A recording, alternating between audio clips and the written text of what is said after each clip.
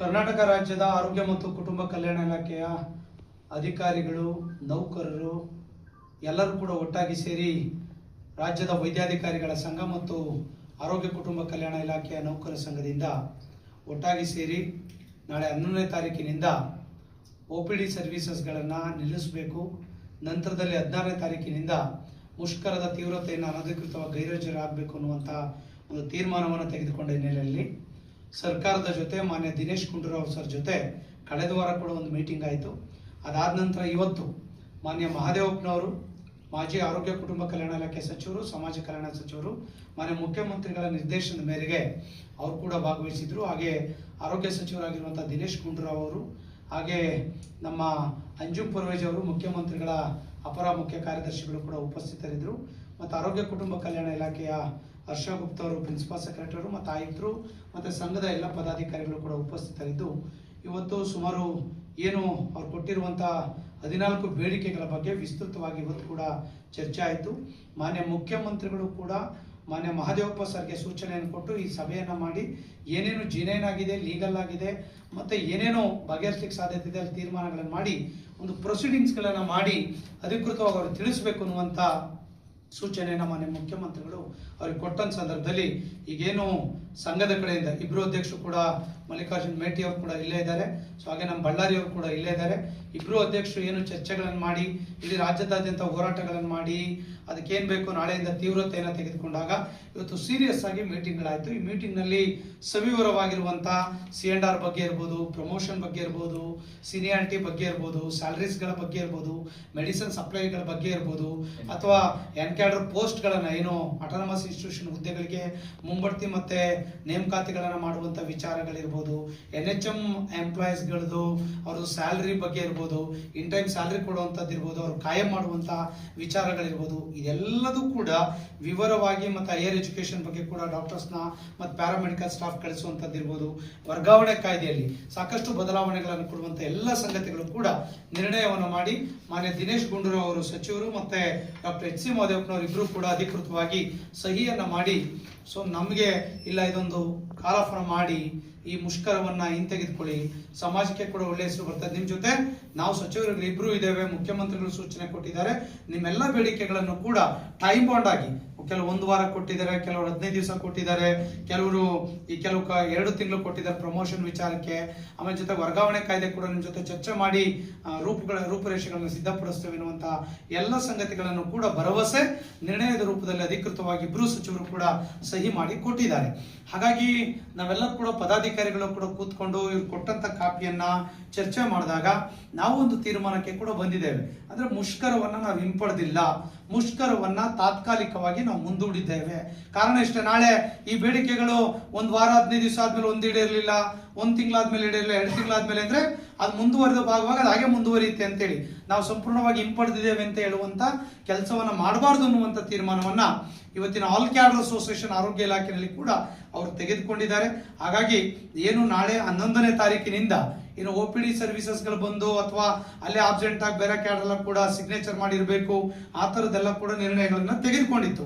ಆ ನಿರ್ಣಯದ ತೀರ್ಮಾನಗಳನ್ನ ತಾತ್ಕಾಲಿಕವಾಗಿ ಇವತ್ತಿನ ಸಭೆ ಈ ನಿರ್ಣಯದ ಆಧಾರದ ಮೇಲೆ ಮಾನ್ಯ ಇಬ್ಬರೂ ಸಚಿವರುಗಳು ಅಧಿಕಾರಿಗಳ ಸಭೆಯಲ್ಲಿ ತೆಗೆದುಕೊಂಡ ಅಧಿಕೃತ ನಿರ್ಣಯದ ಪ್ರತಿ ಆಧಾರದ ಮೇಲೆ ಈ ಒಂದು ತೆಗೆದುಕೊಂಡಿರುವಂತಹ ಮುಷ್ಕರವನ್ನ ತಾತ್ಕಾಲಿಕವಾಗಿ ಮುಂದೂಡಲಾಗಿದೆ ಅನ್ನುವಂಥ ತೀರ್ಮಾನವನ್ನ ಇವತ್ತಿನ ಸಭೆಯಲ್ಲಿ ತೆಗೆದುಕೊಂಡಿದ್ದಾರೆ. ಸೊ ಹಾಗಾಗಿ ನಾಳೆ ಏನು ಆಸ್ ಯೂಶುವಲ್ ಆಗಿ ಏನು ಇವತ್ತಿನ ಡ್ಯೂಟಿಯನ್ನ ತಾವೇನು ಆರೋಗ್ಯ ಇಲಾಖೆ ಅಧಿಕಾರಿ, ನೌಕರರು, ವೈದ್ಯಾಧಿಕಾರಿಗಳು ತೆಗೆದುಕೊಂಡಿದ್ದೀರಾ ಆಸ್ ಯೂಶುವಲ್ ಆಗಿ ಕೆಲಸವನ್ನ ಮಾಡಬೇಕು. ಇವರೇನು ಟೈಮ್ ಬೌಂಡ್ ಆಗಿ ಕೊಟ್ಟಿದ್ದಾರೆ, ಕೆಲವು ಸೀನಿಯಾರಿಟಿ ಲಿಸ್ಟ್ 10 ಡೇಸ್ ಕೊಟ್ಟಿದ್ದಾರೆ, ಆಗ್ಲಿಲ್ವಾ ಮತ್ತೆ ನಮ್ಮ ಪ್ರಕ್ರಿಯೆಗಳು ಪ್ರಾರಂಭ ಆಗ್ತದೆ. ನಾವು ಅದರಿಂದ ಹಿಂದೆ ಸರಿಯುವಂತ ಪ್ರಶ್ನೆ ಎಲ್ಲ ಮತ್ತೊಂದು ಹೋರಾಟಕ್ಕೆ ತಾವು ಅವಕಾಶ ಕೊಡಬಾರದು ಅನ್ನುವಂತ ವಿನಂತಿ ಕೂಡ ಇವತ್ತಿನ ಸಭೆಯಲ್ಲಿ ಸಚಿವರಿಗೆ ಮನವರಿಕೆ ಕೊಡುವಂತ ಎಲ್ಲ ಪ್ರಯತ್ನಗಳು ಕೂಡ ಆಗಿದೆ. ಮುಖ್ಯಮಂತ್ರಿಗಳ ಅಪರ ಮುಖ್ಯ ಕಾರ್ಯದರ್ಶಿಗಳು ಕೂಡ ಅವ್ರ ಪರ್ಸನಲ್ ಸೆಕ್ರೆಟರಿ ಕೂಡ ಈ ಸಭೆಯಲ್ಲಿ ಬಂದಿದ್ರು. ಹಾಗಾಗಿ ಅದು ನಿರ್ಣಯದ ಮೂಲಕ ದಾಖಲಾಗಿದೆ. ಆ ಪ್ರತಿ ಕೂಡ ವಾಟ್ಸಪ್ ನಲ್ಲಿ ಎಲ್ರಿಗೂ ಕೂಡ ಬರ್ತದೆ. ಸಹಜವಾಗಿ ನೀವು ಕೂಡ ಅಂದ್ಕೊಳ್ಬಹುದು ಏನು ಆರೋಗ್ಯ ಇಲಾಖೆಯವರು ಮತ್ತೆ ಈ ತರದ ತೀರ್ಮಾನ ತೆಗೆದುಕೊಂಡ್ರು ಅಂತೇಳಿ. ಒಂದಿಷ್ಟು ಗಿವನ್ ಅಂಡ್ ಟೇಕನ್ ಪಾಲಿಸೀಸ್ ಗಳು ಇರ್ತದೆ ವ್ಯವಸ್ಥೆಗಳಲ್ಲಿ. ಹಾಗಾಗಿ ಮುಷ್ಕರವನ್ನ ರದ್ದು ಮಾಡಿಲ್ಲ, ಹಿಂಪಡೆದಿಲ್ಲ, ತಾತ್ಕಾಲಿಕವಾಗಿ ಮುಂದೂಡುವಂತ ಕೆಲಸವನ್ನು ಮಾಡಿದ್ದೇವೆ. ಎಲ್ಲಿ ಮುಂದೂಡ್ತೇವೆ? 15 ದಿವಸ, ತಿಂಗಳು, 1 ತಿಂಗಳು, 2 ತಿಂಗಳವರೆಗೆ ಇರುತ್ತೆ. ಅನಿವಾರ್ಯ ಇದು ಯಾವುದು ಕೂಡ ಈಡೇರಲಿಲ್ಲ ಅಂದ್ರೆ ಆ ಅವಧಿಗಳೇನೋ ಅವ್ರು ಕೊಟ್ಟಿದ್ದಾರೆ, ಅದಾದ ನಂತರ ಆಸ್ ಯೂಶುವಲ್ ಆಗಿ ಇದೇ ಸಿಸ್ಟಮ್ ಅಲ್ಲಿ ಮತ್ತೆ ಎಕ್ಸಿಕ್ಯೂಟಿವ್ ಕಮಿಟಿ ಸಭೆ ಸೇರಿ ಸೊ ಇದನ್ನ ಈಡೇರಿಸಲಿಕ್ಕೆ ಆಗಲಿಲ್ಲ, ಮತ್ತೆ ನಾವು ಮುಷ್ಕರವನ್ನು ಹಿಂತೆಗೆದುಕೊಳ್ಳಲ್ಲ ಅಂತ 21 ಡೇಸ್ ಆ ಥರದ್ದೆಲ್ಲ ಮಾಡಲಿಕ್ಕೆ ಅವಕಾಶ ಇದೆ.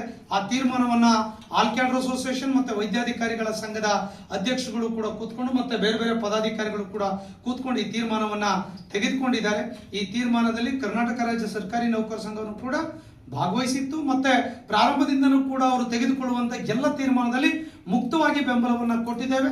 ಮತ್ತೆ ಇವರು ತೆಗೆದುಕೊಳ್ಳುವಂತ ತೀರ್ಮಾನಕ್ಕೆ ಕೂಡ ನಾವು ಸಹಕಾರವನ್ನು ಕೊಟ್ಟಿದ್ದೇವೆ.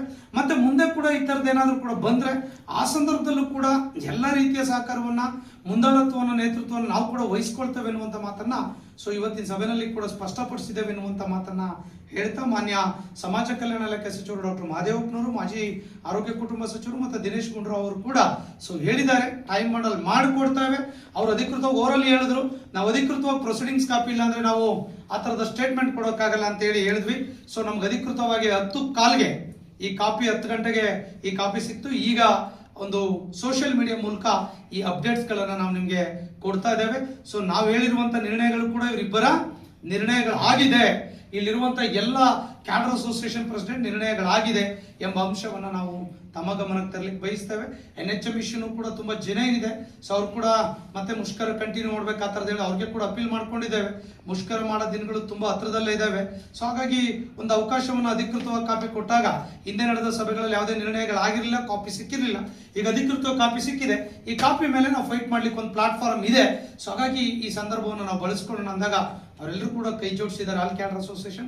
ಸೊ ಖಂಡಿತ ಈ ಟೈಮ್ ಬಾಂಡ್ ಒಳಗೆ ಅದು ಕೂಡ ಆಗ್ಲಿಲ್ಲ ಅಂದ್ರೆ ಸೊ ಎಲ್ಲದೂ ಕೂಡ ಮತ್ತೆ ಆಸ್ ಯೂಶುವಲ್ ಆಗಿ ಈ ಒಂದು ಮುಷ್ಕರಗಳು ಮತ್ತೆ ಮುಂದೂಡೋ ದಿನಗಳನ್ನ ನೀವೆಲ್ಲರೂ ಕೂಡ ನೋಡ್ಬೇಕಾಗ್ತದೆ. ಬಹುಶಃ ಸಚಿವರು ಸರ್ಕಾರಕ್ಕೆ ಅವಕಾಶವನ್ನು ಕೊಡೋದಿಲ್ಲ ಅನ್ನುವಂತ ಇವತ್ತಿನ ಸಭೆಯ ಭರವಸೆ ಆಗಿದೆ ಅನ್ನುವಂತ ಮಾಹಿತಿಯನ್ನು ಹೇಳ್ತಾ ನಾಳೆ 11ನೇ ತಾರೀಕಿನಿಂದ ನಾವೆಲ್ಲರೂ ಕೂಡ ಏನು ಆರೋಗ್ಯ ಇಲಾಖೆ ಅಧಿಕಾರಿ ನೌಕರೇನಿದ್ದೇವೆ ಸೊ ಇದು ಎಲ್ಲ ವ್ಯವಸ್ಥೆ ಏನು ಸಂಘಟನೆ ಆಗಿದೆ ಸರಿ ಇದೆ. ಡೇಟ್ಗಳು ಕೆಲಸ ಆಗಿಲ್ಲ ಅಂದ್ರೆ ಡೇಟ್ ಮಾತ್ರ ಮುಂದೂಡುತ್ತಷ್ಟೇ, ಬೇರೆ ಯಾವುದೇ ಬದಲಾವಣೆಗಳಿಲ್ಲ. ನಾಳೆಯಿಂದ ನಮ್ಮ ಕರ್ತವ್ಯಗಳನ್ನ ನಾವು ನಿರ್ವಹಿಸೋಣ. ಸೊ ಮುಂದೆ ಏನು ಕೂತ್ಕೊಂಡು ಏನೇನು ಆಗ್ಲಿಲ್ಲ ಪ್ರತಿಯೊಂದು ಕೂಡ ಈಗ ಒಂದು ಪ್ಲಾಟ್ಫಾರ್ಮ್ ಸಿಕ್ತು, ಮಿನಿಸ್ಟರ್ ಜೊತೆ ಸರ್ಕಾರ ಜೊತೆ ಸಿಕ್ತು.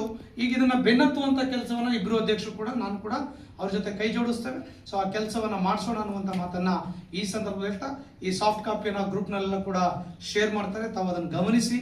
ಸೊ ಕಾಮೆಂಟ್ಸ್ಗಳನ್ನ ಎಲ್ಲರೂ ಕೂಡ ಮಾಡ್ತೀರಾ. ಸೊ ಪರಿಸ್ಥಿತಿಗಳನ್ನು ಕೂಡ ನೋಡ್ಬೇಕಾಗ್ತದೆ. ಇದು ಎಲ್ಲರೂ ಕೂಡ ತೆಗೆದುಕೊಂಡಿರುವಂತ ತೀರ್ಮಾನ. ಯಾಕಂದ್ರೆ ಒಂದೇ ಬಾರಿ ನಾವು ಅಗ್ರೆಸಿವ್ ಆಗಿ ಹೋಗೋದು ಬೇಡ, ಅವಕಾಶವನ್ನು ಇದು ಕೂಡ ಕೊಟ್ಟಿದ್ದೀವಿ ಅಂತ ಹೇಳೋದಕ್ಕೆ ಒಂದು ವೇದಿಕೆ ಸಿಗುತ್ತೆ ಅನ್ನತಕ್ಕಂಥ ಅಂಶವನ್ನ ರಾಜ್ಯದ ಎಲ್ಲ ಸುಮಾರು 50-60 ಸಾವಿರ ಸರ್ಕಾರಿ ಆರೋಗ್ಯ ಇಲಾಖೆ ಅಧಿಕಾರಿ ನೌಕರು, NHM ಸ್ಟಾಫ್, ಕಾಂಟ್ರಾಕ್ಟ್ ಎಂಪ್ಲಾಯ್ಸ್ಗೆ ಕೂಡ ಈ ಸಂದರ್ಭದಲ್ಲಿ ನಾನು ಹೇಳಲಿಕ್ಕೆ ಬಯಸ್ತೇನೆ.